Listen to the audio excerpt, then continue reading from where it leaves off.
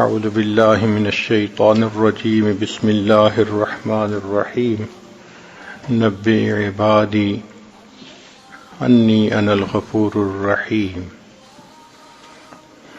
سبحان ربك رب العزة عما يصفون وسلام على المرسلين والحمد لله رب العالمين اللهم صل على سيدنا محمد وعلى آل سيدنا محمد وبارك وسلم۔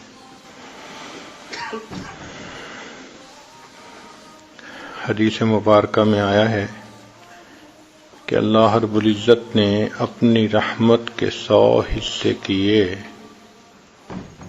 اور ان میں سے ایک حصہ پوری مخلوق میں تقسیم فرمایا، چنانچہ خربوں خرب حصے بنے اور چھوٹا چھوٹا حصہ ہر کسی کو ملا۔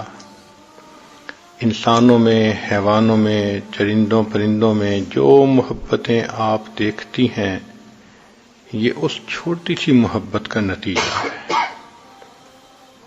اسی کی وجہ سے ماں کو اولاد سے محبت ہوتی ہے، میاں بیوی کو آپس میں محبت ہوتی ہے، بہن بھائی کی محبت ہوتی ہے، بھائی بھائی کی محبت ہوتی ہے۔ اب آپ ذرا سوچئے کہ آدم علیہ السلام سے لے کر قیامت تک آنے والے لوگ یہ کل کتنے ہوں گے، اور ہر کسی کو اس میں سے حصہ ملا۔ پھر حیوانوں میں، پرندوں میں جو محبت پائی جاتی ہے وہ بھی اسی کا حصہ، لیکن اللہ تعالیٰ نے 99 حصے اپنے پاس رکھ لیے، ان کا اظہار اللہ تعالیٰ قیامت کے دن فرمائیں گے۔ اب اللہ تعالیٰ نے چونکہ بندوں کو اپنی رحمت میں سے حصہ دیا تو اللہ تعالیٰ کو بندوں سے پیار ہے۔ ان اللہ بالناس لرؤوف الرحیم، بے شک اللہ تعالیٰ انسانوں پر رؤوف اور رحیم ہے۔ آپ بھی اگر کوئی چیز بنائیں تو اپنی بنی ہوئی چیز اچھی لگتی ہے۔ اللہ نے انسان کو بنایا اور بہترین صورت میں بنایا، اور ہم پر تو اللہ کا بڑا فضل ہے۔ آپ غور کریں کہ جس وقت ہماری ولادت ہوئی عین اسی لمحے جانوروں کے ہاں بھی بچے پیدا ہوئے، کہیں گدھے کے ہاں، کہیں گھوڑے کے ہاں۔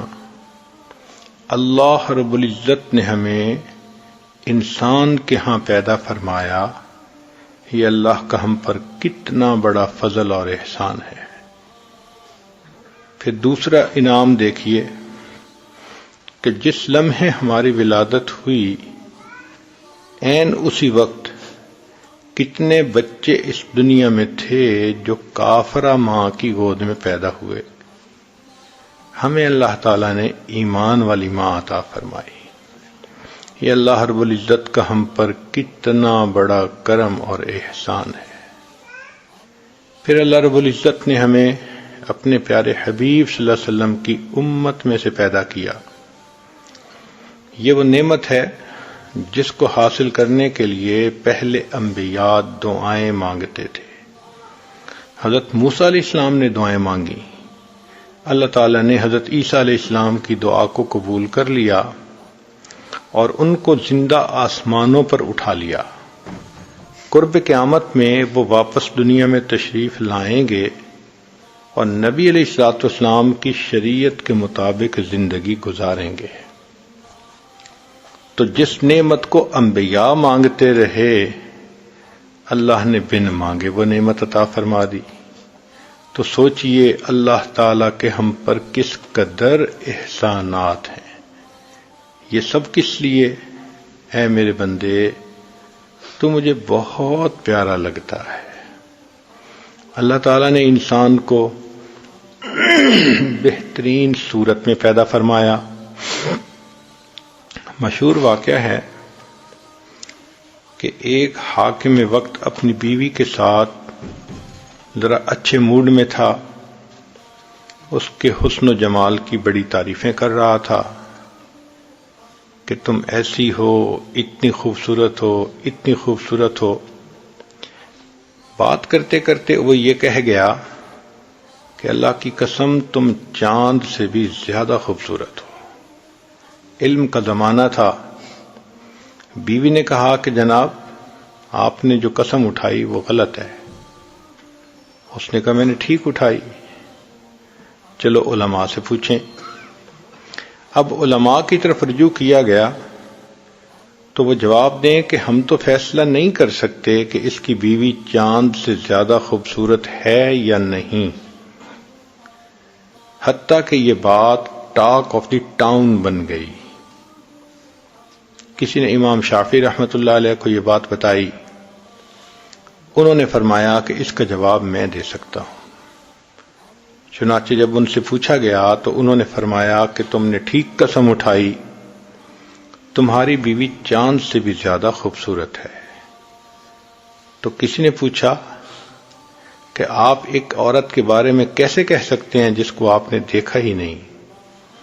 تو امام شافعی رحمۃ اللہ علیہ نے جواب دیا کہ اللہ رب العزت نے قرآن مجید میں فرمایا لَقَدْ خَلَقْنَا الْإِنسَانَ فِي أَحْسَنِ تَقْوِيمٍ، اے انسان تمہیں ہم نے بہترین صورت میں پیدا کیا، لہذا قسم اٹھا کے کہا جا سکتا ہے کہ انسان چاند سے بھی زیادہ خوبصورت ہے. کسی نے کیا اچھی بات کہی، چاند سے تشبیہ دینا یہ کہاں انصاف ہے. چاند سے تشبیہ دینا یہ کہاں انصاف ہے. چاند کے منہ پہ چھائیاں میرے مدنی کا چہرہ صاف ہے. تو واقعی اللہ رب العزت نے انسان کو چاند سے بھی زیادہ خوبصورت بنایا. پھر اللہ رب العزت نے انسان کو عزتوں سے نوازا. فرمایا وَلَقَدْ كَرَّمْنَا بَنِي آدم، ہم نے بنی آدم کو عزت عطا فرمائی. ذرا غور کریں کہ باقی مخلوق جب کھانا کھانا ہوتا ہے تو کھانے کی طرف اپنا سر جھکاتی ہے. گائے چارہ کھانے کے لیے سر جھکاتی ہے، بھینس سر جھکاتی ہے، بکری سر جھکاتی ہے. شیر چیتے کو دیکھیے شکار کرنے کے لیے سر جھکاتے ہیں. اللہ نے انسان کو وہ عظمت بخشی کہ اے میرے بندے تیرا سر تو صرف میرے سامنے جھکنے کے لیے ہے، اس کو کھانے کے لیے جھکنے کی ضرورت نہیں، میں تیرے ہاتھوں سے تیرا کھانا تیرے منہ تک پہنچا دوں گا. تو انسان کے منہ تک کھانا خود پہنچتا ہے، سر جھکانے کی ضرورت نہیں ہوتی. تو یہ انسان کو اللہ نے عظمت بخشی. فرمایا کھیتیاں سرسبز ہیں تیری غذا کے واسطے،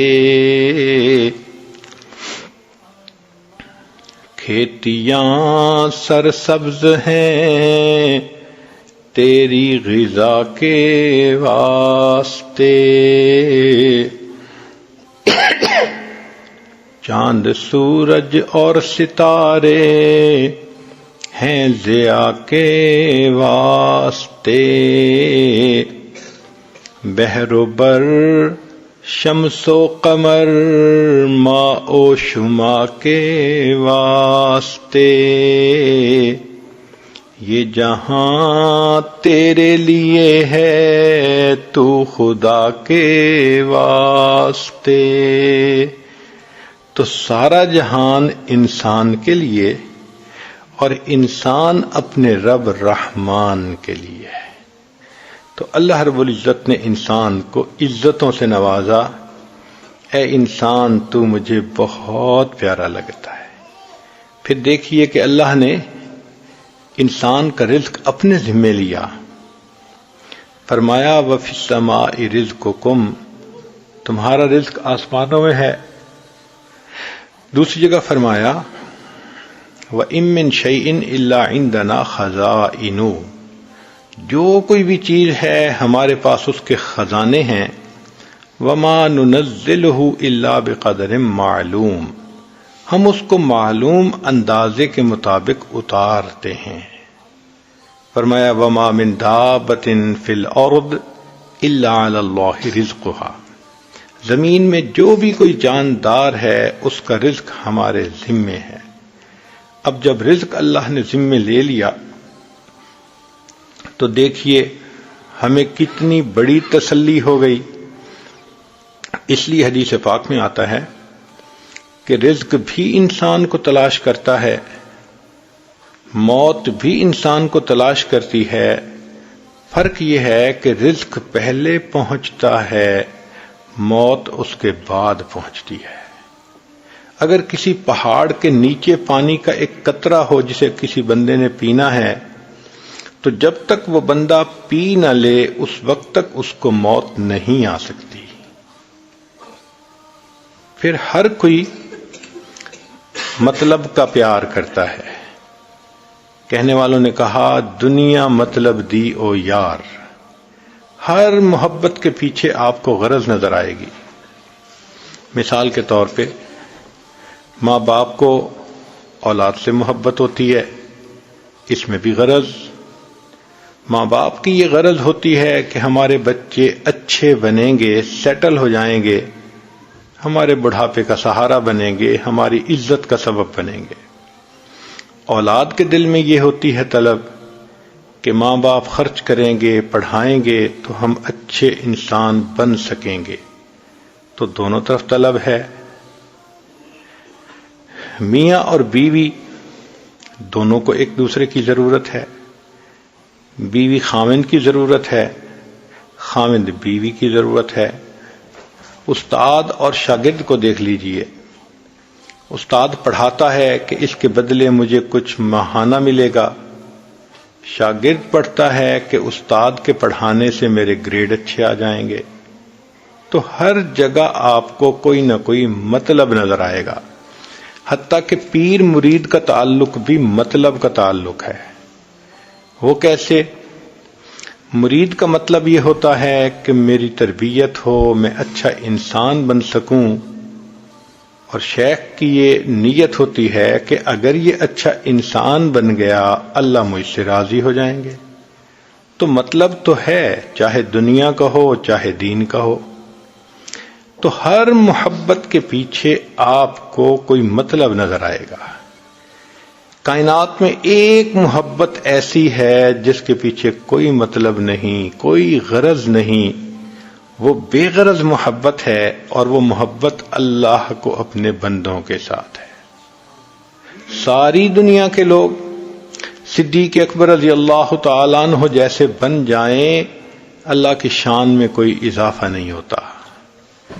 ساری دنیا کے لوگ فرعون کی طرح بدبخت بن جائیں، اللہ کی شان میں کوئی کمی نہیں آتی۔ اللہ کی عبادت کے لیے فرشتے بہت ہیں۔ پھر اللہ بندوں سے جو پیار کرتے ہیں وہ کس لیے؟ کہ اللہ تعالیٰ کو اپنے بندوں سے محبت ہے۔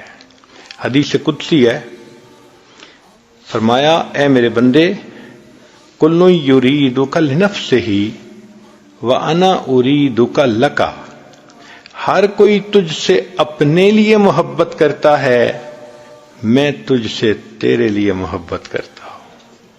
تو اللہ تعالیٰ کی محبت بے غرض ہے، اس لیے اللہ تعالیٰ چاہتے ہیں کہ میرا بندہ میرے پاس رہے، میرے ساتھ رہے، مجھ سے دور نہ جائے۔ اب انسان گناہ کرتا ہے شیطان کے بہکانے پر، اور گناہ انسان کو اللہ سے دور کرتے ہیں۔ تو دیکھیں اللہ تعالیٰ نے گناہوں کو بخشنے کے کیسے کیسے سبب بنا دیے۔ یوں لگتا ہے کہ اللہ کی رحمت تل گئی ہے بندے کے گناہوں کو بخشنے کے لیے، بہانے بنا دیے بخشنے کے۔ غور کریں تو حیرانی ہوتی ہے میرے بندے، شیطان نے گناہ کروائے تجھے مجھ سے دور لے جانے کے لیے، میں نے بخشنے کے انتظام کر دیے تجھے اپنے قریب کرنے کے لیے۔ کس لیے؟ اے میرے بندے تو مجھے بہت پیارا لگتا ہے۔ اب مثلا غور کیجئے کہ دو فرشتے ہیں، ایک نیکی لکھنے والا اور ایک گناہ لکھنے والا۔ اللہ نے نیکی والے فرشتے کو افسر بنا دیا اور دوسرے کو ماتحت بنا دیا۔ جب بندہ نیکی کا ارادہ کرتا ہے تو نیکی کا فرشتہ فوراً ارادہ کرنے پر بھی ایک نیکی لکھ دیتا ہے، اور جب نیکی کر لیتا ہے تو ایک کے بدلے 10 نیکیاں لکھتا ہے۔ لیکن گناہ والا فرشتہ، اگر کوئی بندہ گناہ کا ارادہ کرے تو وہ گناہ نہیں لکھ سکتا، اس کو اپنے افسر سے اجازت لینی پڑتی ہے، NOC لینا پڑتا ہے۔ تو وہ پوچھتا ہے، اس نے تو گناہ کا پکا ارادہ کر لیا، کیا میں گناہ لکھ لوں؟ تو وہ کہتا ہے کہ نہیں، جب تک کر نہ لے تم کیسے لکھ سکتے ہو؟ اب بندے نے فرض کرو گناہ کر لیا، وہ فرشتہ دوبارہ پوچھتا ہے، اب تو کر لیا، اب میں لکھ لوں؟ تو اس کا افسر اس کو کہتا ہے، تمہیں کیا جلدی پڑی ہے؟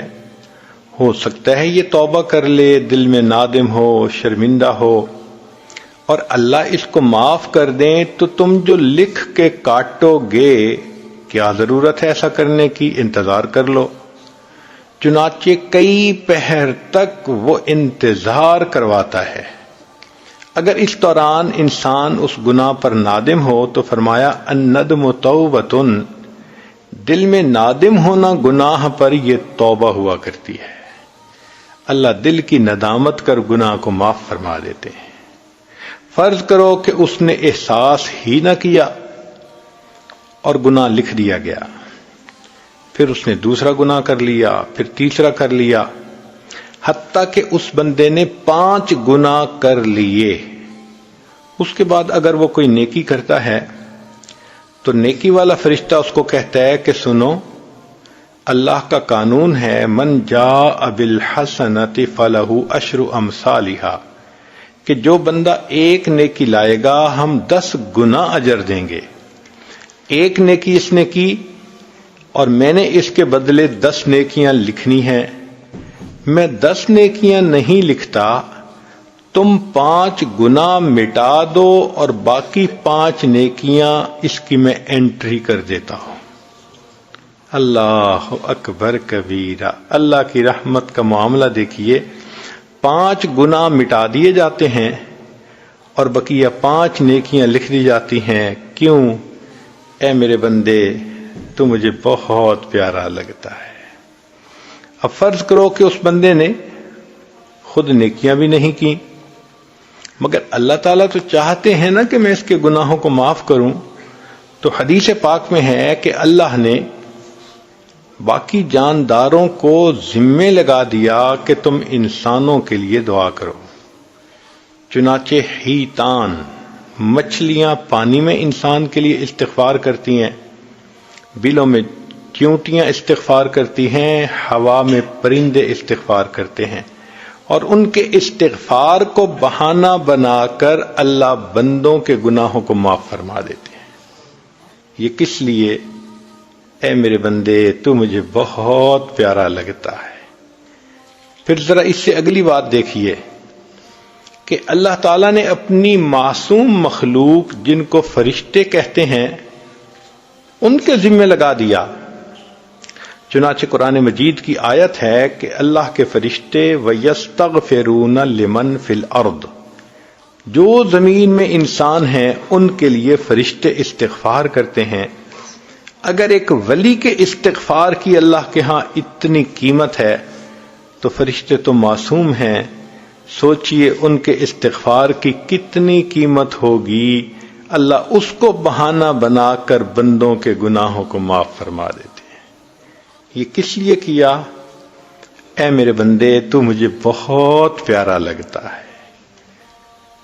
پھر اللہ تعالیٰ نے اور مہربانی فرمائی، جو انسان وضو کرتا ہے تو وضو کے اعضاء کے گناہ دھل جاتے ہیں، غسل کرتا ہے پورے جسم کے گناہ دھل جاتے ہیں، حتیٰ کہ نماز پڑھنے سے بھی گناہ دھل جاتے ہیں۔ حدیث پاک میں آتا ہے کہ اگر کسی شخص کے دروازے پر ایک نہر ہو اور وہ روزانہ 5 مرتبہ اس میں غسل کرے تو بتاؤ اس کے جسم پر کوئی میل کچیل بچے گی؟ صحابہ نے عرض کیا اے اللہ کے حبیب صلی اللہ علیہ وسلم، اس کے جسم پر تو میل کا نام و نشان نہیں ہوگا جو دن میں 5 مرتبہ نہائے۔ نبی صاحب نے فرمایا جو شخص باقاعدگی سے 5 نمازیں ادا کرتا ہے اس کے دل پر بھی اسی طرح گناہوں کی میل نہیں رہ سکتی۔ اب نماز سے بھی دل دھل گئے۔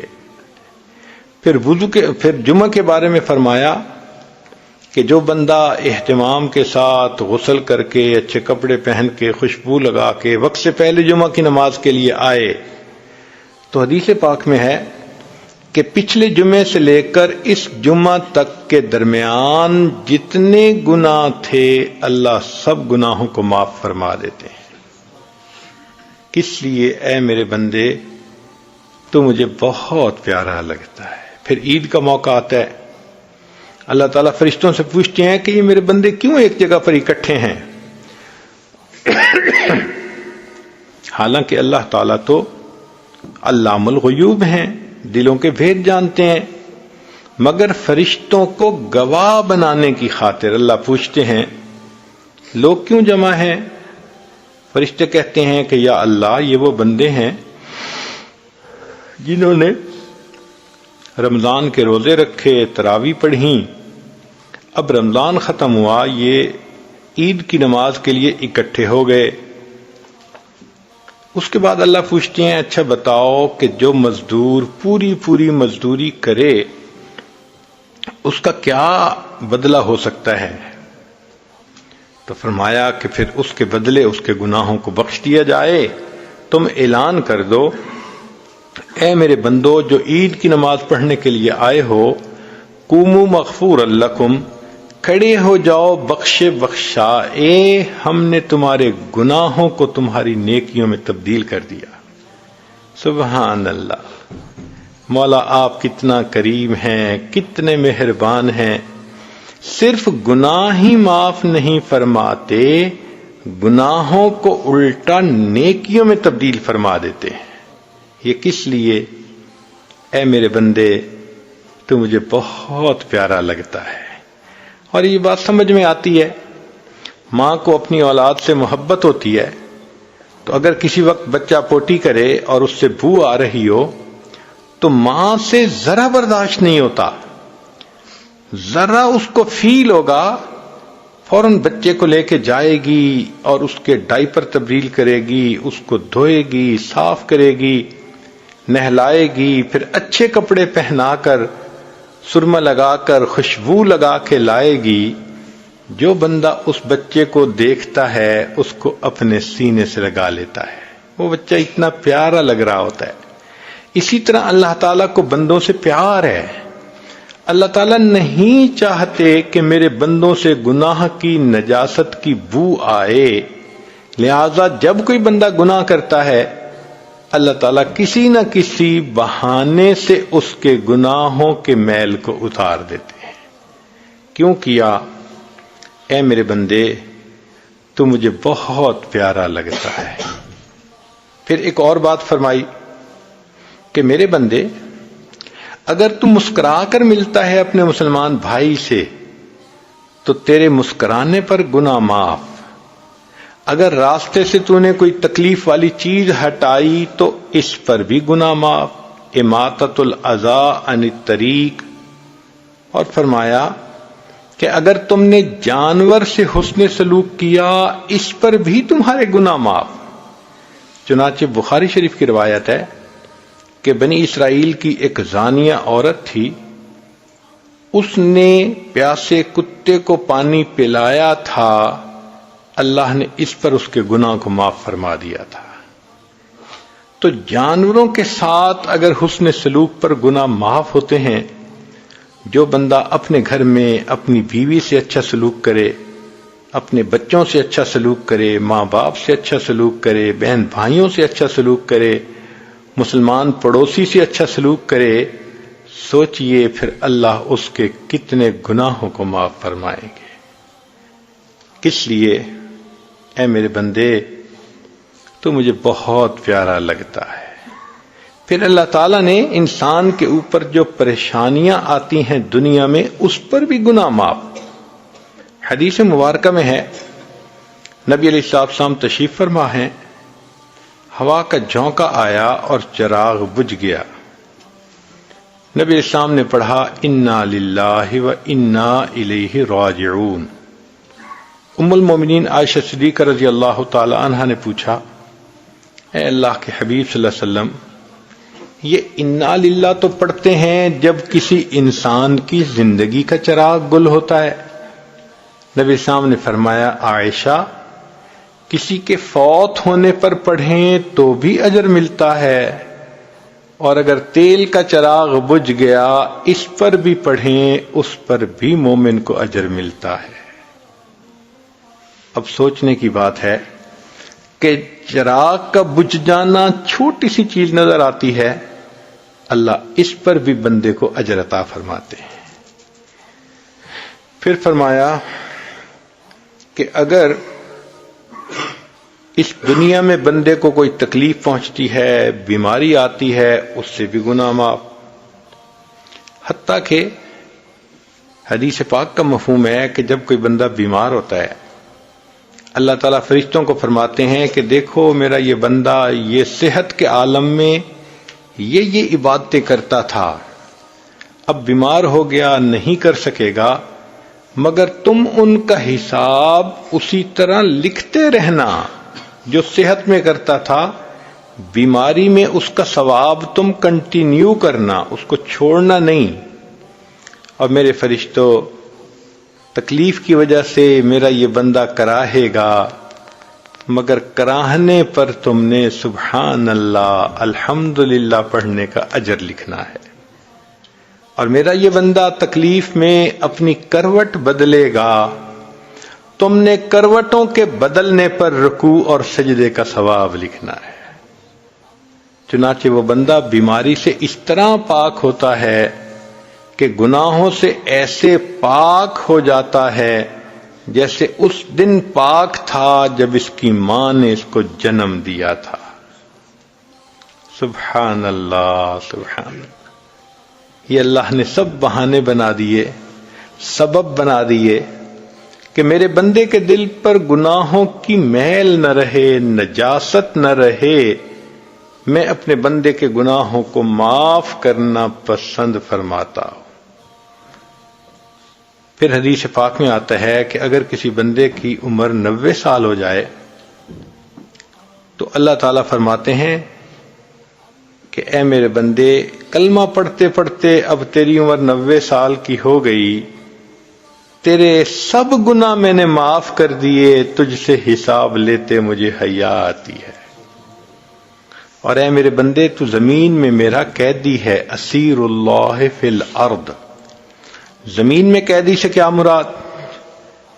کہ بس قید سے بندہ چھوٹتا ہے، سیدھا اپنے گھر آتا ہے۔ تم اس دنیا کی قید سے چھوٹو گے، سیدھا اپنے گھر جنت میں پہنچ جاؤ گے۔ اور ساتھ یہ بھی کہا جاتا ہے کہ اے میرے بندے، تو بوڑھا ہو گیا، تیرے بچے بھی ہیں، تیرے نواسے بھی ہیں، پوتے بھی ہیں، سب تجھ سے محبت کرتے ہیں، لہذا ہم تیرے اہل خانہ کے بارے میں تیری شفاعت کو بھی قبول فرمائیں گے۔ اللہ اکبر کبیرہ۔ یہ کیوں ایسا ہوا؟ اس لیے کہ اللہ تعالیٰ فرماتے ہیں اے میرے بندے تو مجھے بہت پیارا لگتا ہے۔ پھر اللہ رب العزت نے انسان کو دھونے کے لیے رمضان المبارک کا مہینہ بنایا۔ حدیث پاک میں ہے الصوم لی وانا اجزی بہ، روزہ میرے لیے ہے اور روزے کا بدلہ بھی میرے ذمے ہے۔ محدثین نے لکھا کہ اللہ تعالیٰ نے روزے کا بدلہ اپنے ذمے کیوں لے لیا؟ اس لیے کہ اے میرے بندے، تجھ سے قیامت کے دن دوسرے مطالبہ کریں گے انسان کہ تو نے ان کو تکلیف پہنچائی، ان کے حقوق میں کوتاہی کی، عمل تیرے تھوڑے ہوں گے، مانگنے والے زیادہ ہوں گے، تو ان کو پے آف نہیں کر سکے گا۔ لیکن میں تیرے اجر کو اپنے ذمے لیتا ہوں، میں تجھے اتنا اجر دوں گا، تیرے سب بندوں کے حقوق کو پے آف کروا کے تجھے جنت پہنچا دوں گا۔ یہ اللہ کی رحمت سے کیسے انسان توقع کر سکتا ہے کہ عمل کی پیمنٹ اللہ کرے اور پھر وہ اتنی تھوڑی ہو کہ انسان دوسروں کو پیمنٹ ہی نہ کر سکے؟ اللہ اکبر۔ اللہ نے فرمایا میرے بندے، میں نے یہ کام اپنے ذمے لے لیا، میرے لیے تو نے روزہ رکھا، دیکھ میں تیرے گناہوں کو بخشوا کر تجھے کس طرح جنت پہنچاتا ہوں۔ اس لیے فرمایا من صام رمضان ایمانا و احتسابا غفر له ما تقدم من ذنبی، جس نے رمضان کے روزے ایمان اور احتساب کے ساتھ رکھے، اللہ تعالیٰ اس کے پچھلے سب گناہوں کو معاف فرما دیتے ہیں۔ حضرت علی رضی اللہ عنہ فرمایا کرتے تھے اگر اللہ رب العزت نے اس امت کو عذاب دینا ہوتا تو اللہ تعالیٰ اسے رمضان کا مہینہ عطا نہ فرماتے۔ رمضان کا مہینہ دینے کا مطلب یہی کہ اللہ اس امت کو معاف کرنا چاہتے ہیں۔ علماء نے ایک پیارا نقطہ لکھا ہے، وہ فرماتے ہیں کہ یوسف علیہ السلام 12 بھائی تھے، احد عشرہ کوکبہ، 11 بھائی اور 12ویں یوسف علیہ السلام، تو کل 12 تھے، مگر یوسف علیہ السلام کی وجہ سے اللہ نے 11 بھائیوں کے قصوروں کو معاف کر دیا تھا، کہہ دیا تھا لا تثریب علیکم اليوم۔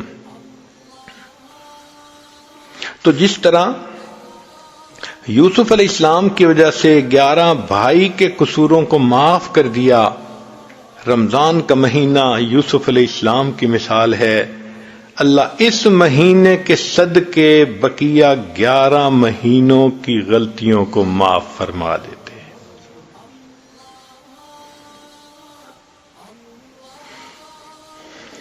پھر اللہ رب العزت نے صبح شام فرشتوں سے اعلان کروایا، حدیث پاک میں ہے ایک فرشتہ رات میں اعلان کرتا ہے، ایک فرشتہ دن میں، حل من سائل فعوتی لا، ہے کوئی سوال کرنے والا کہ جس کو عطا کیا جائے، ہم تو مائل بکرم ہیں کوئی سائل ہی نہیں، راہ دکھلائیں کسے رہ رو منزل ہی نہیں۔ پھر اس سے بھی اگلی بات ذرا دیکھیے کہ اے میرے بندے تو نے گناہ کیے مگر پھر بھی میں نے تیری حفاظت فرمائی۔ انسان گناہ کر کے سو جاتا ہے، اللہ تعالیٰ جاگ جاگ کے اپنے بندے کی حفاظت فرما رہا ہوتا ہے۔ ذوالنون مصری رحمۃ اللہ علیہ کا مشہور واقعہ ہے، فرماتے ہیں کہ میں نہر کے کنارے چل رہا تھا، میں نے ایک بچھو کو دیکھا جو پانی کی طرف جا رہا تھا۔ میں جانتا تھا کہ بچھو تیرنا نہیں جانتا، پھر یہ پانی کی طرف کیوں جا رہا ہے؟ تو جب میں نے غور کیا تو میں نے دیکھا کہ ایک کچھوا پانی کے کنارے پہ بیٹھا ہے، یہ بچھو اس کی پیٹھ پہ جا کے بیٹھ گیا اور کچھوے نے پانی میں تیرنا شروع کر دیا۔ ایسا ہی ہے جیسے کسی مہمان کو ریسیو کرتا ہے ایئرپورٹ سے تو اپنی گاڑی پہ بٹھا کے اسے گھر پہنچاتا ہے۔ ایسے ہی لگ رہا تھا کہ کچھوے نے اس مہمان کو ریسیو کیا، اپنی پیٹھ پہ بچھا کے اب اس نے پانی میں تیرنا شروع کر دیا۔ ذوالنون مصری رحمۃ اللہ علیہ فرماتے ہیں کہ میں بھی پیچھے پیچھے، وہ کچھوا دوسرے کنارے پر پہنچا تو وہ بچھو اس کی پیٹھ سے اتر گیا اور اس نے ایک طرف کو بھاگنا شروع کر دیا، میں بھی اس کے پیچھے۔ تھوڑی دیر بعد میں نے دیکھا کہ سامنے ایک درخت تھا اور درخت کے نیچے کوئی بندہ سویا ہوا نظر آ رہا تھا، بچھو ادھر کو جا رہا تھا۔ میں نے دل میں سوچا کہ ایک لکڑی اٹھا لیتا ہوں، اگر بچھو اس کے قریب جائے گا تو میں بچھو کو ماروں گا۔ اتنے میں نے دیکھا کہ ایک طرف سے ایک کوبرا سانپ ہے، وہ اسی بندے کی طرف جا رہا ہے جس طرف بچھو جا رہا تھا۔ جب وہ سانپ بچھو کے قریب سے گزرنے لگا تو بچھو اس کے ساتھ چمٹ گیا اور بچھو نے اس کے ڈنک لگایا۔ یہ بچھو اتنا زہریلا تھا کہ سانپ وہیں پر لوٹ لوٹ کے مر گیا۔ پھر بچھو واپس، میں نے دیکھا کہ کچھوا کھڑا تھا، یہ بچھو اس کی پیٹھ پر بیٹھا اور کچھوے نے پھر اسے پہلے کنارے تک پہنچا دیا۔ میں نے دل میں سوچا کہ لگتا ہے کہ یہ درخت کے نیچے سونے والا کوئی بڑا ولایت کبریٰ کے مقام کا ولی ہوگا، جس کو اللہ نے سانپ سے بچانا تھا۔ نہر کے دوسرے کنارے سے بچھو کو بھیجنے کا بندوبست کر دیا اور بچھو نے سانپ کو مار دیا۔ میں لوٹ کے واپس آیا کہ میں اس ولی سے دعا کرواتا ہوں۔ جب قریب آ کے دیکھا تو میں نے دیکھا کہ وہ نوجوان تھا اور اس کے منہ سے شراب کی بو آ رہی تھی۔ میں نے اس کو جگایا اور میں نے اس کو کہا کہ دیکھ، تو شراب پی کے میٹھی نیند سو گیا، تیرا پروردگار جاگ جاگ کے تیری حفاظت کرتا رہا۔ جب اس نوجوان نے سانپ کو مرے دیکھا تو اس کی آنکھوں سے آنسو آ گئے، کہنے لگے اللہ آپ کتنے کریم ہیں، میں کبیرہ گناہ کا مرتکب ہو کے میٹھی نیند سو گیا، تو پروردگار جاگ جاگ کے میری حفاظت فرماتا رہا۔ اس نے کہا کہ میں آج کے بعد اپنے اللہ کی کبھی بھی نافرمانی نہیں کروں گا۔ اسی لیے انسان اللہ کے در سے دور بھاگتا ہے۔ شان بے نیازی کا تعلق تو یہی تھا کہ اگر کوئی اللہ کے در سے پیٹھ پھیر کے جاتا، اللہ پیچھے سے اس کی پیٹھ میں ایک لات لگوا دیتے اور یہ بھی کہہ دیتے کہ او بدبخت، میرے دروازے سے پیٹھ پھیر کے جا رہا ہے، اب میں دروازہ ہمیشہ کے لیے بند کر رہا ہوں۔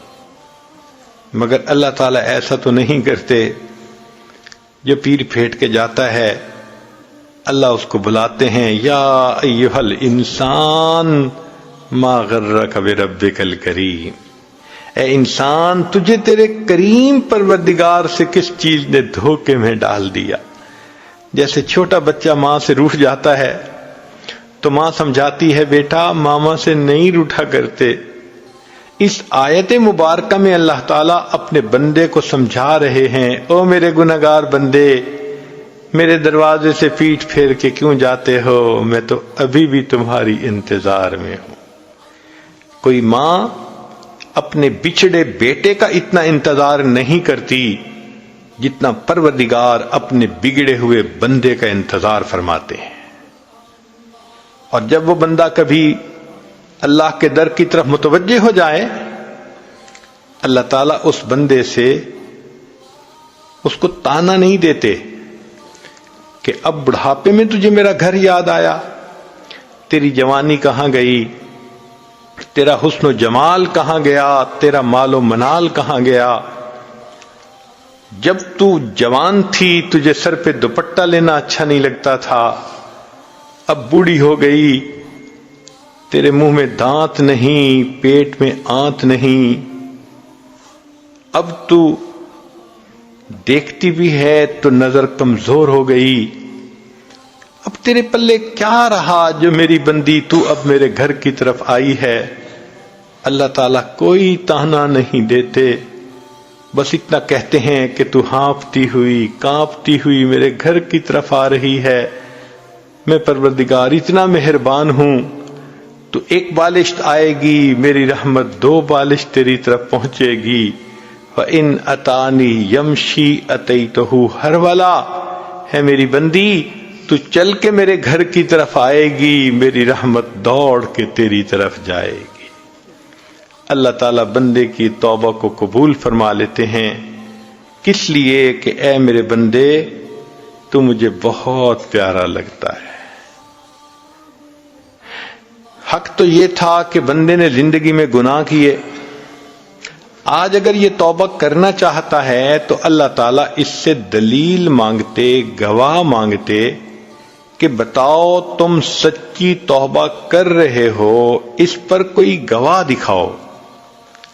لیکن بندہ اللہ کے حضور بیٹھ کے صرف اتنی سی بات کر لیتا ہے، اے اللہ میں معافی مانگتا ہوں، میری توبہ کو قبول کر لیجئے۔ اللہ تعالیٰ بغیر کسی دلیل کے صرف زبانی کلام پر یقین کرتے ہوئے اس بندے کی توبہ کو قبول فرما لیتے ہیں۔ کیوں ایسا کیا؟ اے میرے بندے تو مجھے بہت پیارا لگتا ہے۔ پھر انسان نے گناہ کیے، اگر اللہ تعالیٰ چاہتے تو بندے کی رسوائی ہو جاتی۔ ذرا غور کیجئے، آدم علیہ السلام سے ایک بھول ہوئی تھی، اللہ تعالیٰ قرآن مجید میں خود فرماتے ہیں وَلَمْ نَجِدْ لَهُ عَزْمًا، ہم نے آدم علیہ السلام کے اندر گناہ کا ارادہ نہیں دیکھا تھا کہ انہوں نے انٹینشنلی یہ کام کیا ہو، وہ تو بھول گئے تھے، تو بھول کر گناہ ہوا تھا۔ اللہ نے ان کے جسم سے جنت کی پوشاک اتروا لی تھی۔ حدیث پاک میں ہے کہ اما حوا اور آدم علیہ السلام درختوں کے بڑے بڑے پتوں سے اپنے سطر کو چھپا رہے تھے، پھر اللہ تعالیٰ نے ان کو جنت سے دنیا میں بھیج دیا، یعنی گھر سے بھی نکال دیا، اور جب دنیا میں آئے تو اللہ نے قرآن مجید میں اس واقعے کا تذکرہ کر کے ان کو سارے انسانوں کو سامنے کو ان کے اس معاملے سے اطلاع بھی عطا فرما دی۔ اللہ اکبر! اگر اللہ تعالیٰ چاہتے میری بندی تو نے فلاں کرتوت کیا، میں تیری اولاد کو اطلاع دے دیتا ہوں، میں تیرے خامند کو اطلاع دے دیتا ہوں، میں تیرے باپ کو اطلاع دے دیتا ہوں، ہمارا کیا بنتا؟ انسان گناہ کرتا ہے، اللہ تعالیٰ بندے کی پردہ پوشی فرماتے ہیں، اسے دنیا میں رسوا بھی نہیں ہونے دیتے، شاید یہ میرا بندہ توبہ کر لے اور میں اس کی توبہ کو قبول فرما لوں۔ یہ کس لیے؟ اے میرے بندے تو مجھے بہت پیارا لگتا ہے۔ بنی اسرائیل کے اندر یہ دستور تھا کہ انسان جو گناہ کرتا تھا اس کے دروازے کے اوپر لکھا ہوا مل جاتا تھا کہ اس بندے نے فلاں گناہ کیا۔ اس امت کے ساتھ اللہ کی کتنی رحمت ہے، اللہ کسی کو پتہ بھی نہیں چلنے دیتے۔ سچی بات تو یہ ہے کہ اگر اللہ تعالیٰ نے قیامت کے دن کسی خاتون کو یہ کہہ دیا اے میری بندی میں تجھے چوائس دیتا ہوں، یا تو میں تیرے سارے کرتوتوں کی کیسٹ تیرے خامند کے سامنے چلاتا ہوں، تیرے باپ کے سامنے چلاتا ہوں، تیرے اولاد کے سامنے چلاتا ہوں، یا تو یہ اجازت دے ورنہ پھر خود جہنم میں چلی جا، تو شاید عورت کہے گی اللہ میرے خامند کے سامنے میرے کرتوت نہ کھولنا، بیٹی کہے گی باپ کے سامنے مجھے رسوا نہ کرنا، ماں کہے گی اولاد کے سامنے میری حقیقت نہ کھولنا، اللہ میں خود ہی جہنم چلی جاتی ہوں۔ اللہ رب العزت کتنے مہربان ہیں، دنیا میں گناہوں کے باوجود اللہ اپنے بندوں کو رسوا نہیں ہونے دیتے۔ کتنے لوگ ہیں گھر سے نکلتے ہیں کپڑے اتار کر گناہ کرتے ہیں، اللہ ان کے جسم پر کپڑے بھی لوٹا دیتے ہیں، اللہ ان کو گھر بھی واپس پہنچا دیتے ہیں، اور اللہ گھر کے لوگوں کو ان کے گناہوں کی ہوا بھی نہیں لگنے دیتے۔ یہ کس لیے؟ اے میرے بندے تو مجھے بہت پیارا لگتا ہے۔ پھر اس سے آگے کی بات سن لیجئے کہ قیامت کے دن اللہ تعالی جنتیوں کو شفاعت کی اجازت دیں گے، شہداء کریں گے، علماء کریں گے، حفاظ کریں گے، اولیاء کریں گے، اور ان کی شفاعت پر اللہ تعالیٰ گناہوں کو معاف فرما دیں گے۔ چنانچہ امام غزالی رحمت اللہ علیہ نے یہ بات نقل کی ہے کہ ایک وقت آئے گا کہ سب شفاعت کر لیں گے، ایک بندے کی شفاعت کرنے والا کوئی جنتی بھی نہیں ہوگا، اس جہنم کی آنکھ کا بال اللہ سے فریاد کرے گا، اے میرے اللہ، یہ تیرا بندہ ایک مرتبہ تیری محبت میں رویا تھا، تیرے خوف سے رویا تھا، اتنا چھوٹا سا آنسو اس کی آنکھ سے نکلا تھا کہ میں تر ہو گیا تھا، میں بال گواہی دیتا ہوں یہ تو اس سے محبت کرنے والا بندہ ہے۔ اللہ جبریل علیہ السلام کو فرمائیں گے اس بال کی گواہی کا اعلان کر دو، ہم نے اس کو قبول کر کے بندے کو جہنم سے نکال کے جنت عطا فرمایا۔ یہ کس لیے؟ اے میرے بندے تو مجھے بہت پیارا لگتا ہے۔ پھر اللہ نے ہم پر ایک اور مہربانی فرما دی کہ نبی علیہ الصلوۃ والسلام امت کے اوپر بالمؤمنین رؤوف الرحیم۔ ایک تو اللہ تعالی نے فرما دیا کہ ان اللہ بالناس لرؤوف الرحیم، اور ایک اور معاملہ کہ نبی علیہ السلام کے بارے میں فرما دیا بالمؤمنین رؤوف الرحیم۔ اب ہمارا دو کریموں سے واسطہ ہے، قیامت کے دن نبی علیہ السلام امت کی شفاعت فرمائیں گے۔ نبی علیہ السلام نے ارشاد فرمایا اللہ تعالیٰ نے مجھے چوائس دیا، اے میرے محبوب صلی اللہ علیہ وسلم، اگر آپ چاہیں تو آپ کی آدھی امت کو بلا حساب جنت عطا فرما دیں، اور اگر آپ چاہیں تو آپ کو شفاعت کی اجازت دے دیں۔ نبی علیہ السلام نے فرمایا میں نے شفاعت کو پسند کر لیا کہ میری شفاعت کی وجہ سے آدھی امت سے زیادہ میری امت جنت میں داخل کی جائے گی۔ اللہ اکبر کبیرہ۔ نبی علیہ السلام نے فرمایا ہر نبی علیہ السلام کو اللہ نے ایک ایسی دعا مانگنے کی اختیار دیا کہ جیسی دعا مانگیں گے ویسی قبول ہو جائے گی۔ چنانچہ صحابی نے پوچھا اے اللہ کے حبیب صلی اللہ علیہ وسلم آپ کو بھی اختیار ملا؟ نبی صاحب نے فرمایا ہاں مجھے بھی اختیار ملا۔ اے اللہ کے حبیب صلی اللہ علیہ وسلم پھر آپ نے کون سی دعا مانگی؟ نبی صاحب نے فرمایا میں نے دعا نہیں مانگی، میں نے اس کو ذخیرہ رکھ لیا، قیامت کے دن جب میری امت کا حساب شروع ہوگا میں اس وقت وہ دعا مانگوں گا اور امت کو لے کر جنت میں جاؤں گا۔ نبی علیہ السلام کو امت سے کتنا پیار تھا، راتوں کو روتے تھے رب امتی رب امتی رب امتی۔ چنانچہ ام المومنین عائشہ صدیقہ رضی اللہ تعالی عنہ فرماتی ہیں کہ جب نبی علیہ الصلوۃ والسلام کے اوپر آخری مرض کا حملہ ہوا تو محبوب صلی اللہ علیہ وسلم کو اتنا تیز بخار تھا کہ اوپر کپڑا ڈالا گیا تھا، کپڑے کے اوپر سے مجھے گرمی محسوس ہو رہی تھی، اور نبی علیہ الصلوۃ والسلام کی طبیعت کے اندر آثار محسوس ہوتے تھے کہ بہت تکلیف ہے۔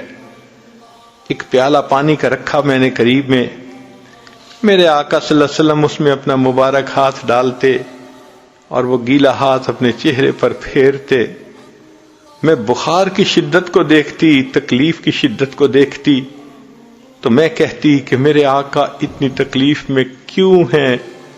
میں نے پوچھ لیا اے اللہ کے حبیب صلی اللہ علیہ وسلم ایسا بخار تو کبھی نہیں دیکھا، جتنی آپ کو تکلیف محسوس ہو رہی ہے اتنی تکلیف تو کبھی نہیں دیکھی۔ نبی علیہ السلام نے جواب میں فرمایا عائشہ مومن کو اس دنیا میں جو موت کے وقت تکلیف ہوتی ہے اس پر اس کے گناہوں کو معاف کر دیا جاتا ہے۔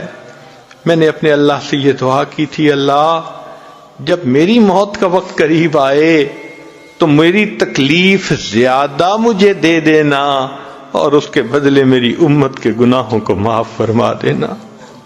عائشہ یہ وہ تکلیف ہے جو مجھے پہنچ رہی ہے۔ اللہ کے حبیب صلی اللہ علیہ وسلم اتنی تکلیف برداشت فرما رہے تھے۔ اسی دوران دروازے پہ دستک ہوتی ہے تو پوچھا گیا کون؟